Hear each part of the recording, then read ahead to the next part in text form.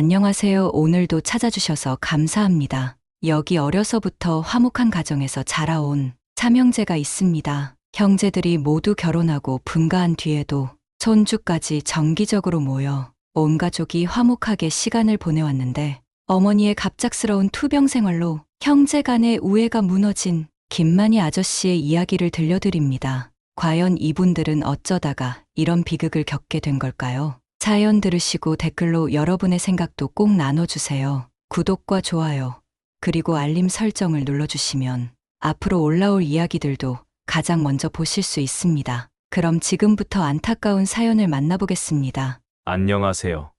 저는 경기도 수원에 사는 김만희입니다. 우리 가족의 이야기를 시작하기 전에 제 어린 시절부터 말씀드려야 할 것 같습니다. 1970년대 초반, 우리 가족은 수원 외곽의 작은 동네에서 살았습니다. 아버지는 작은 철물점을 운영하셨고, 어머니는 새벽부터 저녁까지 시장에서 반찬 가게를 하시며 세 남매를 키우셨습니다. 특히 어머니는 장사 수완이 탁월하셨습니다. 손맛도 좋으셨지만 무엇보다 사람 관리를 잘하셨죠. 단골 손님들은 어머니를 이 동네의 보물이라고 부르곤 했습니다. 김치를 사러 왔다가 1시간씩 이야기꽃을 피우고 가는 아주머니들이 늘 계셨고, 어머니는 그분들의 집안 대소사를 모두 기억하고 챙기셨습니다.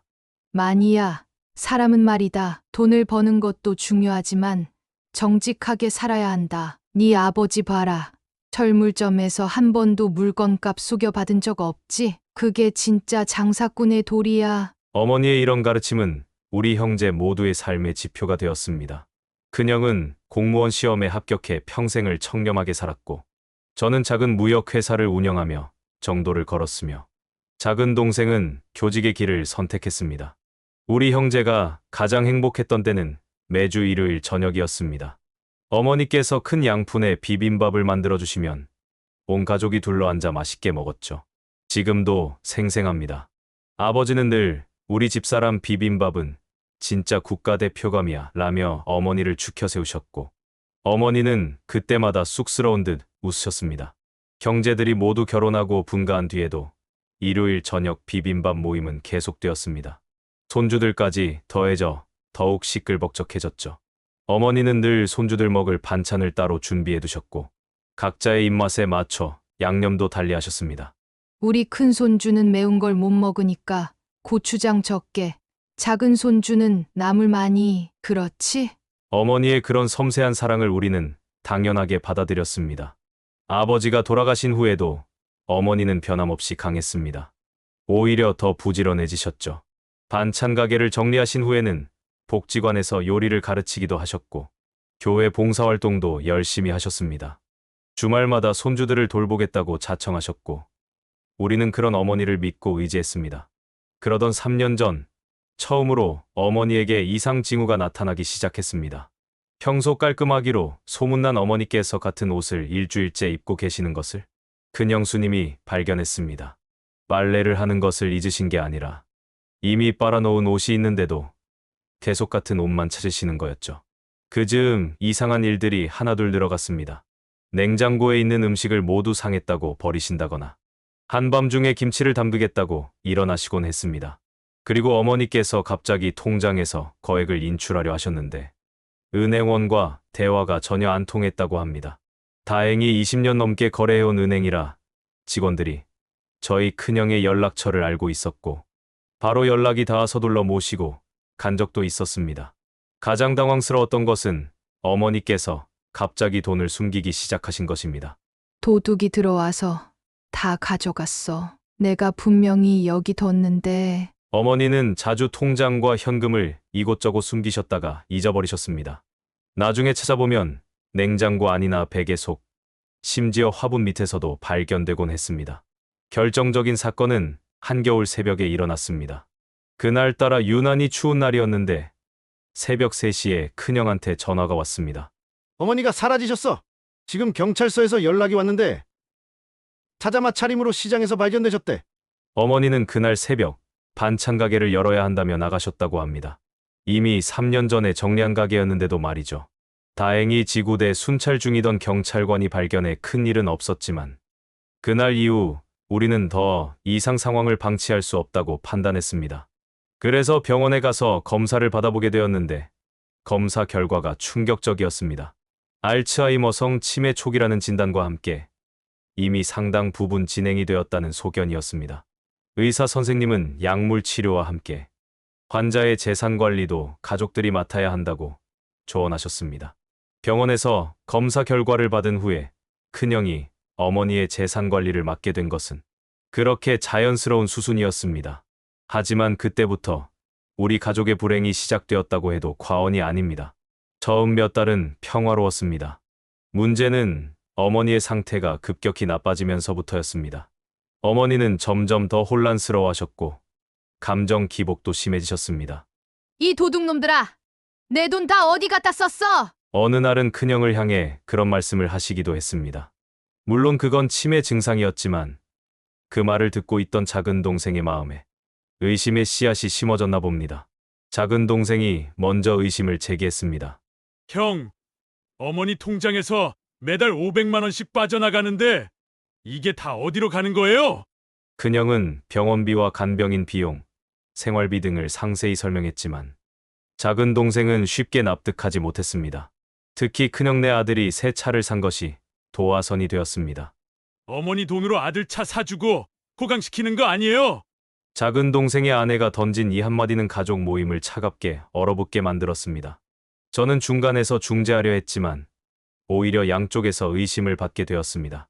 큰형은 제가 작은 동생 편을 든다고 생각했고 작은 동생은 제가 큰형과 짜고 있다고 의심했습니다.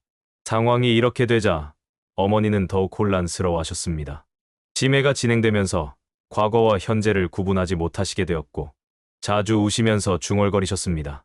돈이 없어. 애들 학비를 어떡하지? 마치 우리가 어렸을 때로 돌아가신 것처럼 말씀하시곤 했습니다. 어느 날은 충격적인 일이 있었습니다. 큰형수님이 잠시 한눈을 판 사이 어머니께서 통장을 들고 은행에 가셨습니다.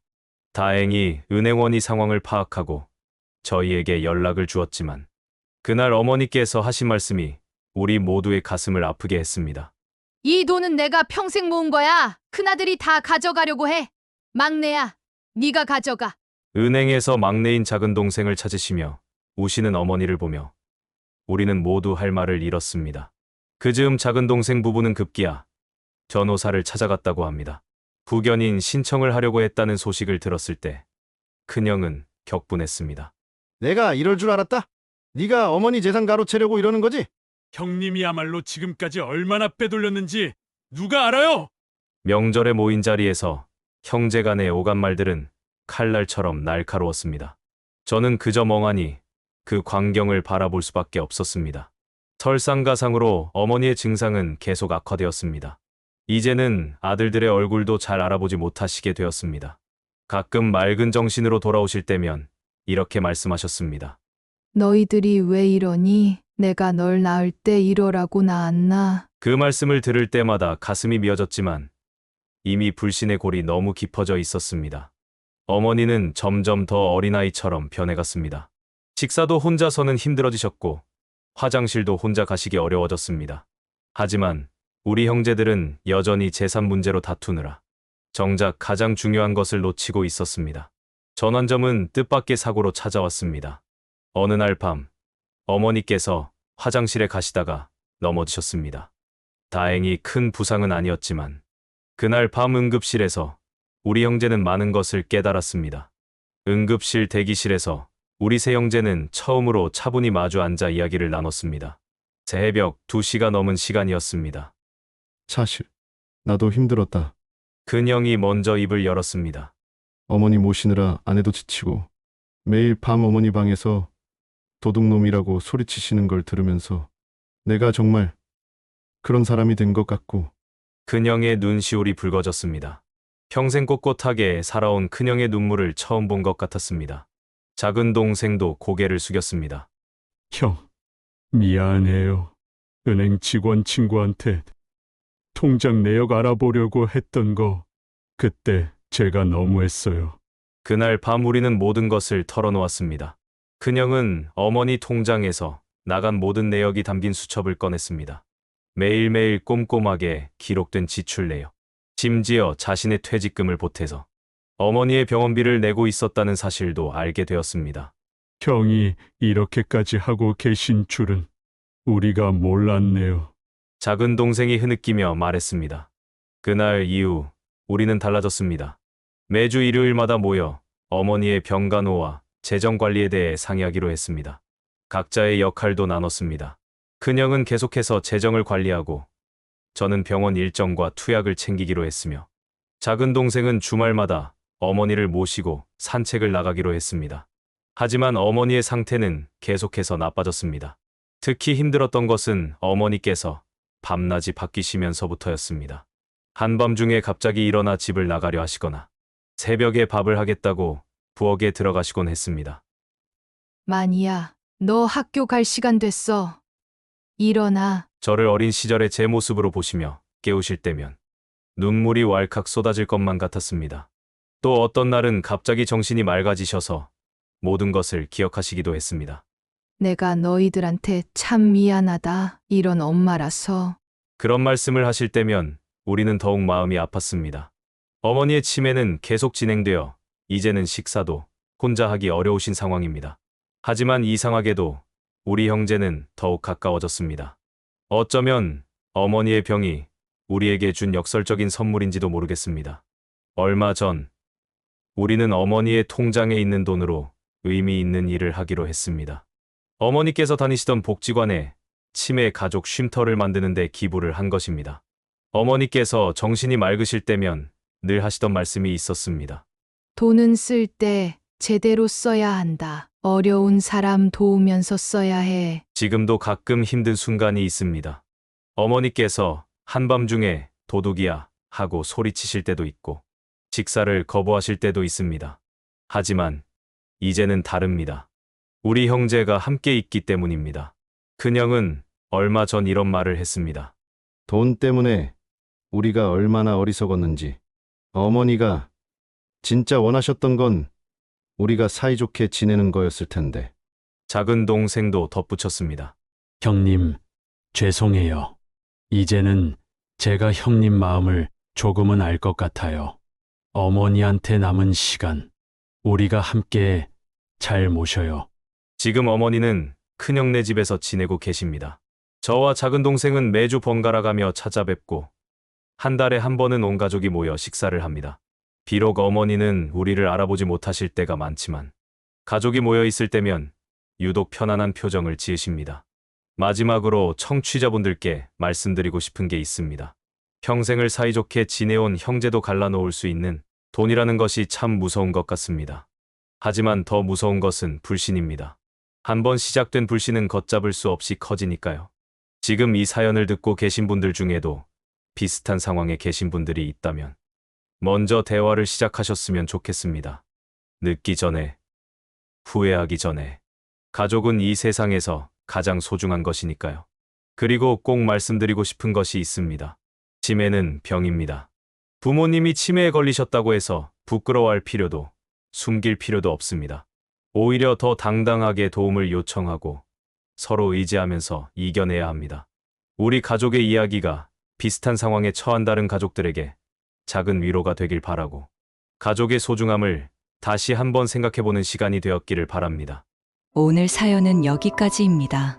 여러분은 이 사연을 들으시며 어떤 생각이 드셨나요? 댓글로 여러분의 생각과 이야기를 남겨주세요. 작은 댓글 하나라도 그와 같은 상황에 있는 이들에게 큰 힘이 될 수 있습니다.